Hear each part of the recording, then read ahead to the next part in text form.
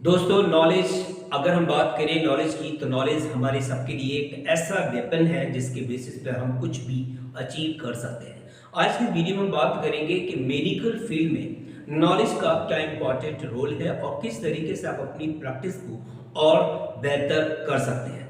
अगर आप प्रैक्टिस कर रहे हैं किसी न किसी हॉस्पिटल में, आप जॉब कर रहे हैं और आपका स्टार्टिंग है, बिगनर है आप, तो आपके लिए वीडियो काफ़ी हेल्प करेगा और आप चीज़ों को समझेंगे कि कौन कौन सी ऐसी बुक्स हैं।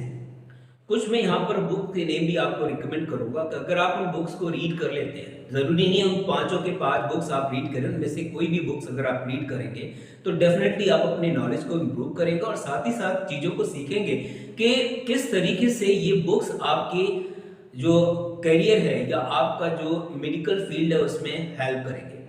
तो चलिए समझेंगे और डिस्कस करेंगे कि किस तरीके से ये बुक्स आपकी हेल्प करेंगे। आप सबको पता है, हम सबको ये पता होता है कि जब भी हम कोई भी प्रोफेशन में जाते हैं तो नॉलेज अपना एक रोल प्ले करती है।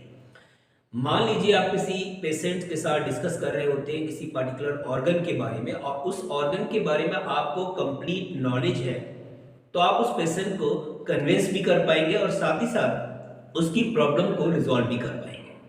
फॉर एग्जाम्पल मान लीजिए कि बॉडी का कोई भी पर्टिकुलर ऑर्गन अगर फंक्शनिंग नहीं कर रहा है, प्रॉपर फंक्शनिंग नहीं है, तो आपको ये पता होना चाहिए कि अगर बॉडी का कोई पर्टिकुलर ऑर्गन अगर काम नहीं कर रहा है तो उसके पीछे क्या रीजन है, कोई बॉडी के अंदर कौन से ऐसे इन्फेक्शन हो गए जिसकी वजह से वो ऑर्गन काम नहीं कर रहा है, पहली चीज। दूसरी बात यह है कि अब अगर काम नहीं कर रहा है तो फिर उसका इफेक्ट बॉडी के अदर ऑर्गन्स में भी पड़ेगा या नहीं, अगर पड़ेगा तो कौन कौन से अदर ऑर्गन्स हैं, साथ ही साथ और क्या डिसीज इसके साथ साथ उसकी क्रिएट हो सकती हैं।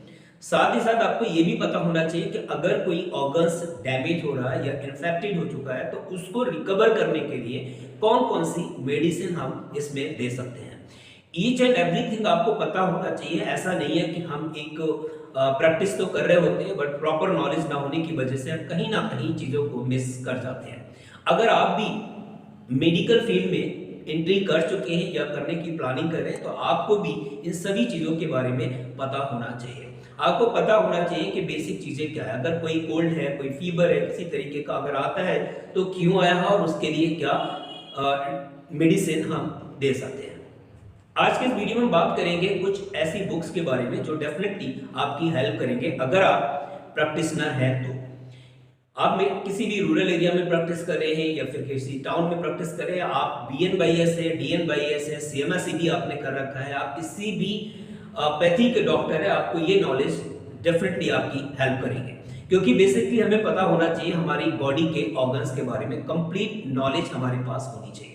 चलिए स्टार्ट करते हैं, समझते हैं उन बुक्स के बारे में। यहाँ पर हम 5 बुक्स की बात करेंगे और डेफिनेटली ये बुक्स आपके लिए काफी हेल्पफुल हो सकती हैं। वीडियो को अंत तक देखिएगा, स्किप बिल्कुल नहीं करेगा, समझेंगे, वन बाय वन डिस्कस करेंगे। अगर आप चैनल पर नए हैं तो आप चैनल को सब्सक्राइब कर दीजिएगा, बेल आइकन को प्रेस कर दें जिससे आने वाला हर एक वीडियो का नोटिफिकेशन मिलता है। चलिए स्टार्ट करते हैं, समझते हैं। पहला पॉइंट जो बहुत ही ज्यादा इंपॉर्टेंट है वो क्या है। पहली बुक जिसका नाम है जनरल गाइड प्रैक्टिस बुक, जो आप स्क्रीन पे भी देख पा रहे हैं। इसका अगर चाहे तो स्क्रीनशॉट ले सकते हैं और इसको आप अमेजोन पे भी अगर आप देखेंगे तो आपको मिल जाएगा। बहुत ज़्यादा अमाउंट नहीं है, 400-500 रुपए की ये बुक्स हैं और डेफिनेटली आप लेके आप काफ़ी हद तक चीज़ों को सीखेंगे और अपनी नॉलेज को इम्प्रूव करेंगे। ये पहली बुक है। दूसरी बुक की अगर हम बात करें जो मेरे एक हमारे डॉक्टर है उन्होंने रिकमेंड किया है और नो डाउट अच्छी बुक्स है, मैंने इसके बारे में स्टडी भी की, जाना भी, घनश्याम वैद्य मेडिकल प्रैक्टिस अच्छी बुक है। इसको अगर आप देखेंगे तो आपको हर एक चीज की जो बेसिक चीज है उनके बारे में आपको नॉलेज मिल जाएगी। स्क्रीन पर आप देख सकते हैं, इसका एक फोटो आपको मैंने यहाँ पर कवर पेज का लगा रखा है। आप चाहे तो इसकी स्क्रीनशॉट लेके इनमें से आप बुक्स को परचेज कर सकते हैं और ये बुक्स इंग्लिश में भी है, साथ ही साथ अगर आप इनको हिंदी में भी अगर परचेज करना चाहें तो आपको ये बुक्स मिल जाएंगी। एक बुक है जिसमें अगर हम बात करें CMS को लेके, बहुत ज्यादा कैंडिडेट हैं जो CMS कर रहे हैं तो उनके लिए बेस्ट बुक रहेगी हैंडबुक ऑफ CMS। तो आप इस बुक को अगर देखेंगे तो पूरी बॉडी स्ट्रक्चर के बारे में इसमें नॉलेज दी हुई है बेसिकली, तो ये बुक भी आपकी काफी हेल्प करने वाली है। अगर बुक नंबर हम बात करें 4 की तो general practice of allopathy. Allopathy की अगर हम प्रैक्टिस कर रहे हैं, आप डॉक्टर हैं, आप किसी भी रूरल एरिया में बैठे हुए, अगर एलोपैथ के आप डॉक्टर हैं तो आपके लिए ये बुक काफी हेल्प करने वाली है।